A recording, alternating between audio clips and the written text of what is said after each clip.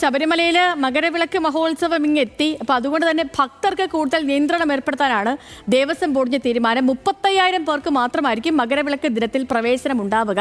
13-ാം തീയതി വൈകിട്ട് 6 മുതൽ കാനന പാതകളിൽ നിയന്ത്രണം ഏർപ്പെടുത്തും. പ്രതികരണത്തിലേക്ക് ആദ്യം. അല്ലെങ്കിൽ സ്പോട്ട് ബുക്കിംഗ് എന്നിവ കൃത്യമായിട്ട് ലഭ്യമാക്കിയിട്ട് നമ്മുടെ സന്നിധാനത്തേക്ക് കടന്നു വരാനുള്ള ഒരു ക്രമീകരണങ്ങൾ നമ്മുടെ ഭക്തരെല്ലാം തന്നെ ശ്രദ്ധിക്കേണ്ടതാണ് എന്നുകൂടി ഓർമ്മപ്പെടുത്തുകയാണ്.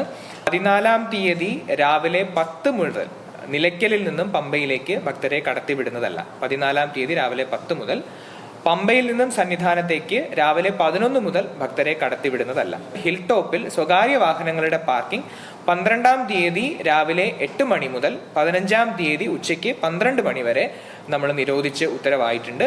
കാനനപാത വഴി വരുന്ന ഭക്തരുടെ ശ്രദ്ധയ്ക്ക് വേണ്ടിയിട്ട് കാനനപാതയിൽ എരുമേലിയിൽ നിന്നുള്ള ക്ലോസിംഗ് ഡേറ്റ് എന്ന് പറയുന്നത് 13-ാം തീയതി വൈകുന്നേരം 6 മണിക്കാണ്. രതീഷ് വാസുദേവൻ സന്നിധാനത്ത് നിന്നും തത്സമയം നമുക്കിപ്പം ചേരുന്നുണ്ട്. Ratheesh, good evening. ഇപ്പോൾ എങ്ങനെയാണ് നിലവിലെ ക്രമീകരണങ്ങളൊക്കെ?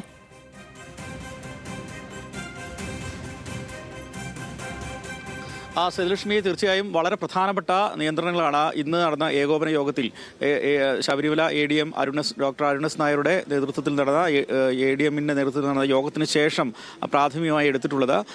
ഏകദേശം 2 ലക്ഷത്തോളം ഭക്തർ ശബരിമലയിൽ ഈ മകരവിളക്ക് സമയത്ത് ഉണ്ടാവുമെന്നാണ് കണക്കാക്കുന്നത്. അത്തരത്തിലുള്ള പ്രതീക്ഷകളാണുള്ളത്. അതുകൊണ്ട് തന്നെ വിപുലമായ കാര്യത്തിലുള്ള നിയന്ത്രണങ്ങളും മറ്റും നടപ്പാക്കിയിട്ടുണ്ട്. നേരത്തെ പറഞ്ഞ പോലെ 10 പോയിന്റുകളാണ് ഇത്തരത്തിൽ ദർശനത്തിന് മകരജ്യോതി ദർശനത്തിന് തയ്യാറാക്കിയിട്ടുള്ളത്. ആ ഇടങ്ങളിലെല്ലാം തന്നെ പോലീസിന്റെ ഉൾപ്പെടെയുള്ള എല്ലാ വിധത്തിലുള്ള വകുപ്പുകളുടെയും സുരക്ഷയും ജാഗ്രതയും വർദ്ധിപ്പിച്ചിട്ടുണ്ട്.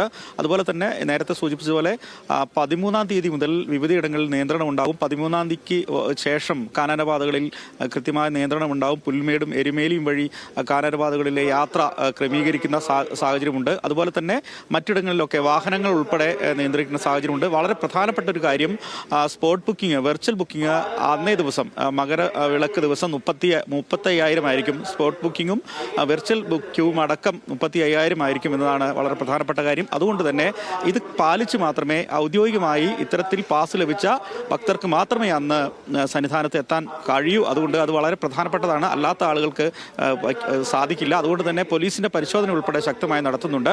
എന്തായാലും 10 ഇടങ്ങളിൽ ഈ ക്യൂ ഇത്തരത്തിൽ മകരജ്യോതി ദർശനത്തിനുള്ള സംവിധാനം ഒരുക്കിയിട്ടുണ്ട്.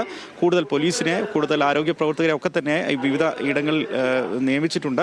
അങ്ങനെ വിപുലമായ ദർശനത്തിനുള്ള സാഹചര്യമാണ് പ്രാഥമികമായി ഒരുക്കിയിട്ടുള്ളത്.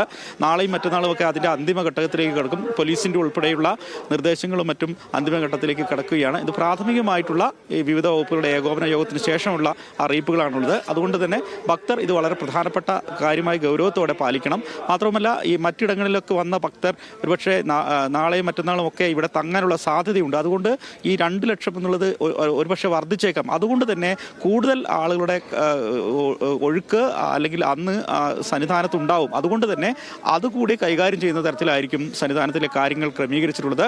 ആശങ്കയ്ക്ക് വകയില്ലാതെ സന്നിധാനത്ത് മകരജ്യോതി ദർശനവും മറ്റുള്ള കാര്യങ്ങളും ഭക്തർക്ക് അനുവദിക്കുക, അങ്ങനെയുള്ള സാഹചര്യം ഒരുക്കുക എന്നതാണ് ഇപ്പോൾ തീരുമാനിച്ചിട്ടുള്ളത്. എന്തായാലും ജാഗ്രതയോടുള്ള പ്രവർത്തനത്തിന് എല്ലാ ഭക്തജനങ്ങളെയും സഹകരണം